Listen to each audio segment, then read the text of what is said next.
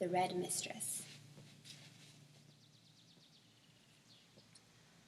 Once upon a time, and still, there was a young woman named Sylvia Rufina who was very tired of being treated like a little girl. Like most female persons in her predicament, the only avenue of rebellion available was for her to pretend to obey the commandments of others while protecting a secret world within which she was both empress and impresario. Having frequently been told, "Go out and play," more and more that was what she did. Her family lived in a small farmhouse which felt smaller still because of the vast wilderness which surrounded it. She was at home in this untamed and complex landscape, if only because there was nothing false or sentimental about it. One of the games she played was holding still. This was a game learned under confusing and painful circumstances at home, but hidden within a stand of birches or scrub oak, she was not molested. Instead, if she learned to let her thoughts turn green and her breath slow to the pace of sap, she became privy to an endless variety of fascinating things: how beavers felled trees, how mice raised their children, the way a fox twitched its nose when it spotted a bull. One day, when she was studying the spots on a fawn which dozed in a copse just a few yards from where she held her breath, the wolf appeared. He, for there was no mistaking the meaning of his big face, thick shoulders, and long legs, even if she had not espied his genitals, was an amazing silver color, with dark black at the roots of his stippled fur. His teeth were white as the moon, and his eyes were an intelligent and fearless brown. They studied each other for long minutes, wolf and woman, until he lost interest in her silence and relaxed limbs and went away. The next time he came, he walked right up to her and put his nose up, making it clear that he expected a greeting of some sort. So she carefully, slowly, bonelessly lowered her body and allowed him to examine her face and breasts. His breath was very hot, perhaps because it was autumn and the day was chilly. His fur smelled of earth and the snow that was to come, and the air he expelled was slightly tank, an aroma she finally identified as blood. Satisfied with her obeisance, he went away again, tail wagging a little, as if he were pleased with himself. This was only the undignified thing she had seen him do, but it did not make her think less of him. She appreciated the fact that the wolf did not caper, bow down, yelp, or slaver on her in slavish and inconsiderate ways of dogs. The wolf was no whore for man's approval. He fed himself. She did not see the wolf again for nearly a week. But when he returned, he brought the other 2 males and 3 females, one of them his mate. This female was nearly as large as her man, and as dark as he was metallic. Some instinct told Sylvia Rufina that she must greet them on all fours, and then rolled up on her back. This seemed to excite everyone to no end. She was nosed a good deal, fairly hard, licked 3 or 4 times, and nipped once. The surprisingly painful little bite came from the leader of the pack, who was letting her know it was time to get up and come away with them. It was later in the day than she usually stayed out of doors, and as she fled, lights came on in the little house, dimming the prettier lights that came out of the deep black sky. Racing with the wolves was like a dream. Or perhaps it was normal life that was a dream, and the long run with the wolf pack was a flight through sensations that made everything which had happened to her indoors seem drained of color and meaning. She never questioned her ability to keep up with them, any more than she questioned the new shape that she seemed to wear. Her legs were tireless, running was a joy. Even hunger was a song in her belly. And when the group cut off and cornered a deer, she knew her place in the attack as if she had read and memorized a part in a play. After they ate, most of them slept, yawning from the effect it took to digest that much raw red meat. Unaccustomed to so much exercise and the rich diet, she slept also, and woke up miles from home, alone in harsh daylight. Every muscle in her body hurt, and her clothing was ripped, her hair full of twigs, leaves, and burrs. Her shoes were gone, and her stockings a ruin. Somehow she made her way home, hobbling painfully, trying to think of a story that would excuse her absence without triggering a prescription against hikes in the mountains. There was no need for an alibi. Her family had already decided what must have happened to her. She had followed a butterfly or a blue jay or a white hart and gotten lost in the woods. When she crossed the threshold and heard inklings of this story, she saw that each of her family members had picked a tale, just as the wolves had memorized their dance of death with one another. And she gave herself up, too exhausted to fight back, letting them exclaim over and handle and hurt her with their stupidity and melodrama. Though a part of her sputtered indignantly, silently, "Lost? In the woods, where I've roamed for 23 years? I'm more likely to get lost on my way to the privy." Unfortunately, when she had gone missing, they had called upon the hunter and asked him to search for her. He was someone she avoided. His barn was covered with the nailed-up tanning hides of animals and thatched with antlers of deer he had slain. Sylvia Rufina thought it grotesque. Her father had taught her to recognize certain signals of an unhealthy interest. After having finally grown old enough no longer to be doted upon him, she could not tolerate a stranger whose appetites felt revoltingly familiar. When the hunter lit his pipe, waved his hand, and put a stop to the whining voices, so glad of their opportunity to rein her in, she gaped at him, hoping against her own judgment that he would have something sensible to say. He had brought something which would solve the problem. No need to restrict the young woman's love of nature, her little hobbies. No doubt it gave her much pleasure to add new leaves and ferns to her collection. In fact, she did not have such a collection, but she was aware that many proper young ladies did, and so she bit her tongue, thinking it would make good sense for future rambling. The hunter shook out a red garment and handed it to her. It was a scarlet leather cloak with a hood heavy enough to keep her warm well into winter. The lining was slippery fabric that made her slightly sick to the touch. He had kept hold of the garment as he handed it to her, so that their hands touched when she took it from him, and her eyes involuntarily met his. The predatory desire she saw there made her bow her head, as if in modesty, but in fact it was to hide her rage. Even during a killing strike, the wolves knew nothing as shameful and destructive as the hunter's desire. She knew then that he had bought this red-hooded cloak for her some time ago, and often sat studying it, how she would look laid down upon it. If she wore it in the forest, she would be visible for miles. It would be easy for a hunter, this hunter, to target and to track her. She was poked and prodded and prompted to say thank you, but would not. Instead, she feigned sleep or faint, and so she was borne up to bed, feeling the hunter's scowl following her supine body up the stairs like an oft-refused man on his wedding night. It was weeks before she was deemed well enough to be let out of the house again.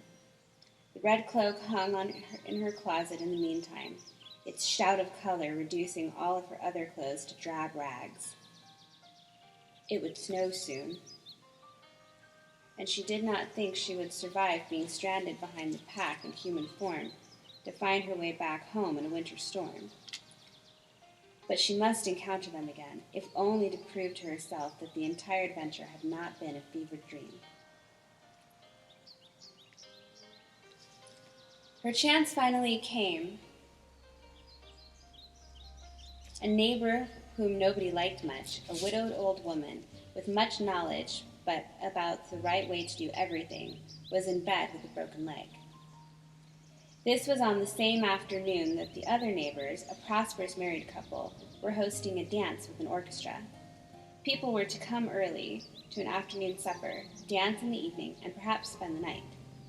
The young woman made up a basket of victuals, picking things she herself was especially fond of because she knew anything she brought would be found unpalatable by the injured woman, and kissed her mother and her sisters as they went off, conscience relieved, to the dance.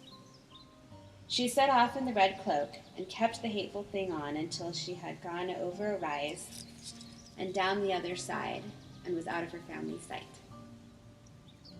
Then she took off the cloak, bundled it up as small as she could, and put it inside a hollow tree, heartily hoping the birds and squirrels would find it, rip it to shreds, and use it to make their winter nests.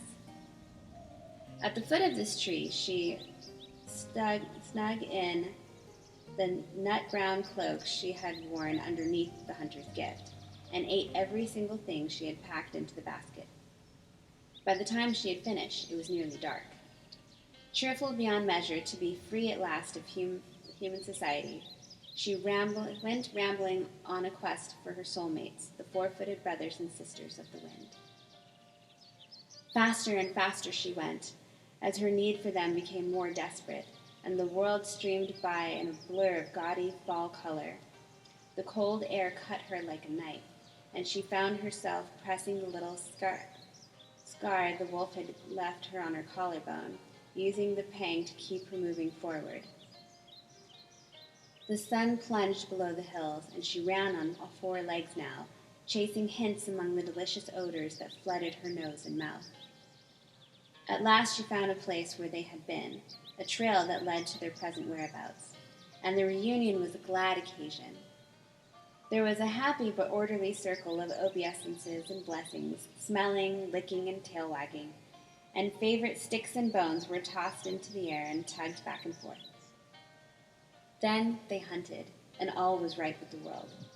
She was happy to be the least among them, the anchor of their hierarchy.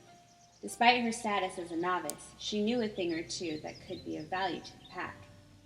The crotchety neighbor would never be in pain again, nor have occasion to complain about the disrespect of young folk or the indecency of current ladies' fashions. By this time, forewarned that dawn would put an end to her four-footed guise, the young woman took precautions. While everyone else turned in the directions of the den, where they could doze, meat drunk, she bid them farewell with heartbroken nudges of her nose and retraced her footsteps back to the hollow tree. There she slept a little until dawn forced her to put on the hateful red cloak again and return home. She was lucky this time and arrived well before her hung-over, averted, and overheated relations. She thought perhaps with what she now knew she could endure the rest of her life. She could have two lives, one within the cottage and the other in the rest of the world. Knowing herself to be dangerous, she could perhaps tolerate infantilization. And so she made herself agreeable to her mother and her sisters, helped them divest themselves of their ballroom finery, and put out a cold lunch for them. She herself was not hungry. The smell of cooked meat made her nauseous. She had not planned to go out again that night. She knew that if her excursions became too frequent, she would risk being discovered missing from her bed. But when the moon came up, it was as if a fever possessed her. She could not stay indoors. But she pined for the soothing sensation of earth beneath her clawed toes, the gallop after a game, the sweet smell of her packmates as they acknowledged her place among them. And so she slipped out, knowing it was unwise. The only concession she made to human notions of decorum was to take the hated red cloak with her. And that was how he found her, in the full moon, catching her just before she took off the red leather garment. "Quite the little woodsman, aren't you?" he drawled, toying with his knife. She would not answer him. "Cat got your tongue? Or is it perhaps a wolf that has it? I wonder. Damn your cold looks. I have something that will melt your ice, you arrogant and unnatural bitch." He took her by the wrist, and forcing her, struggling, to go with him along the path that led to his house. She could have slipped his grasp if she had taken her wolf form, but something told her she must keep her human wits to deal with what he had to show her. There was something new nailed up to his barn, a huge pelt that shone in the full moonlight like a well-polished curse. It was the skin of her master, the lord of her nighttime world, the blessed creature whose nip had turned her into something that could not be contained by human expectations.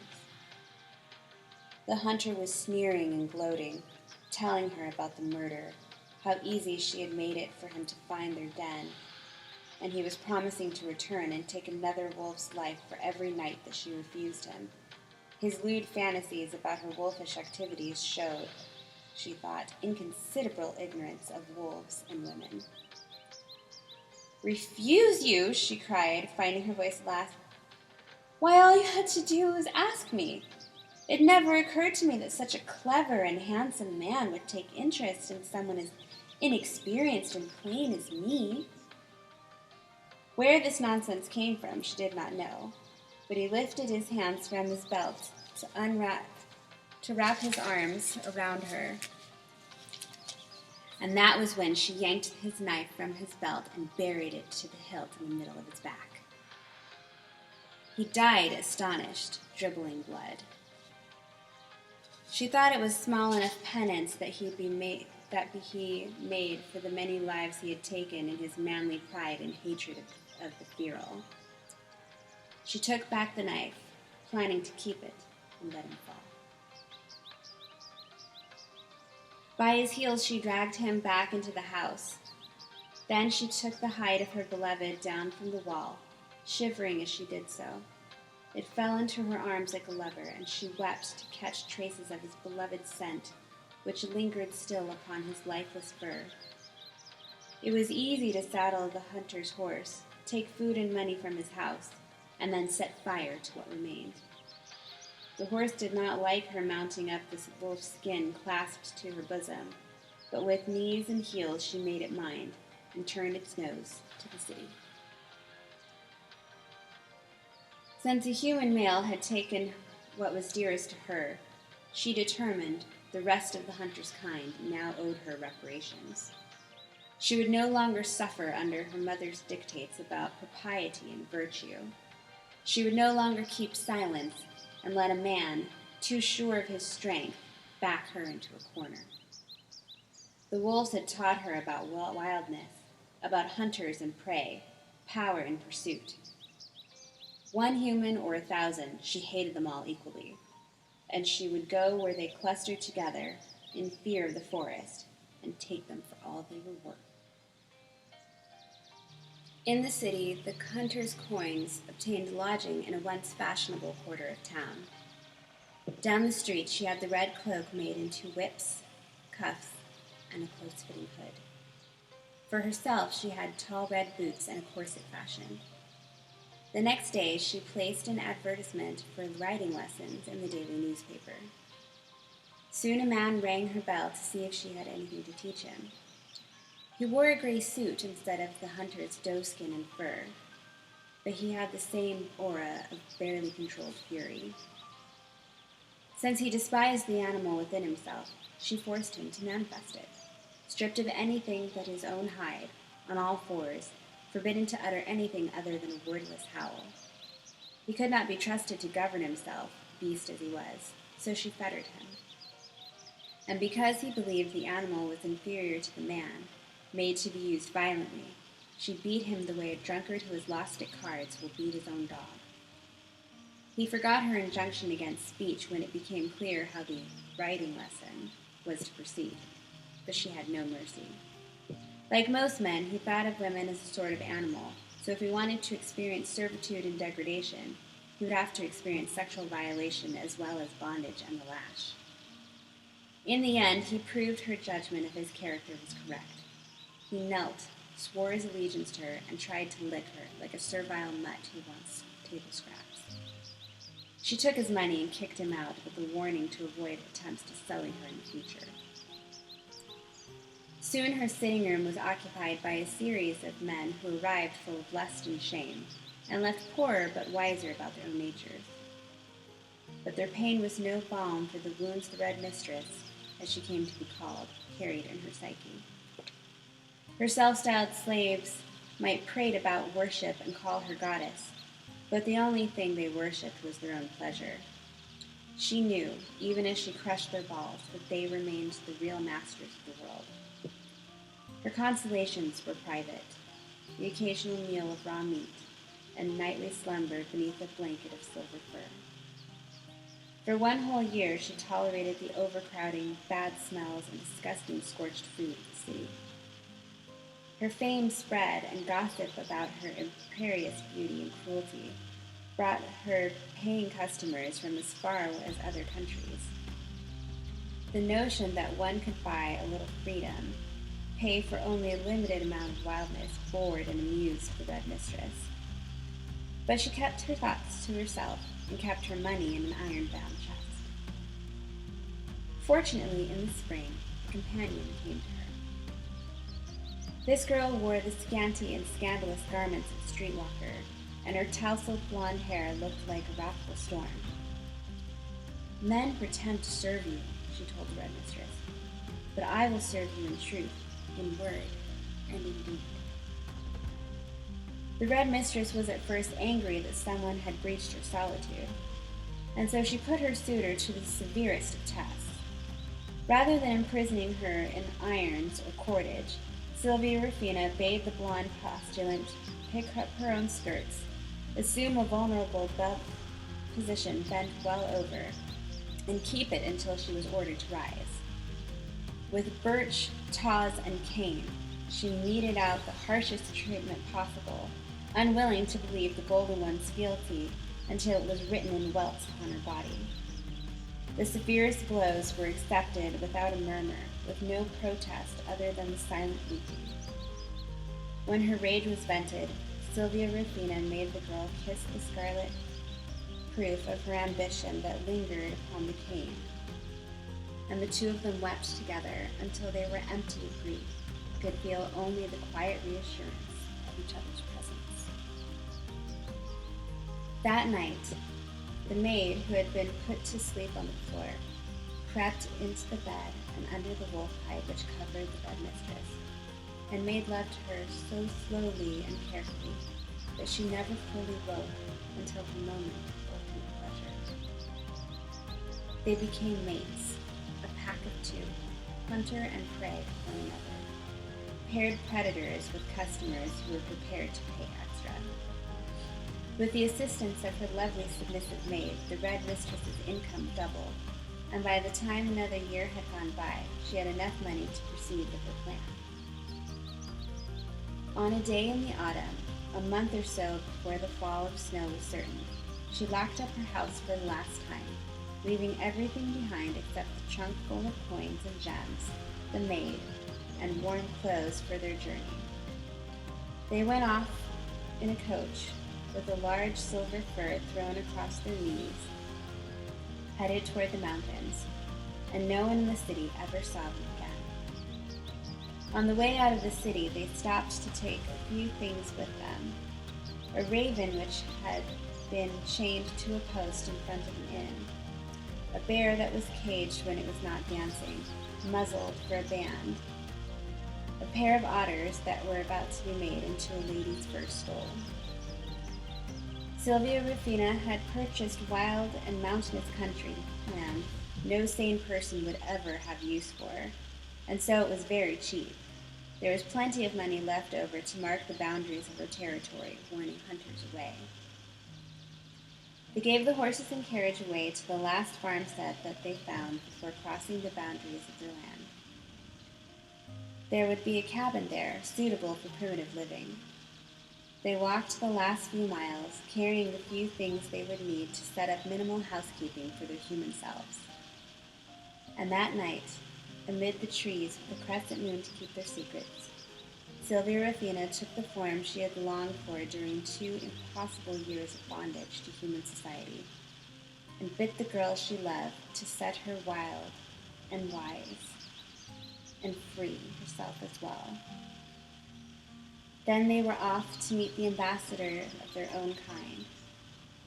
If you go walking in dark places, you may meet them yourself. If they ask you a question, be sure to tell them the truth. And do not make the mistake of assuming that the wolf is more dangerous than the woman.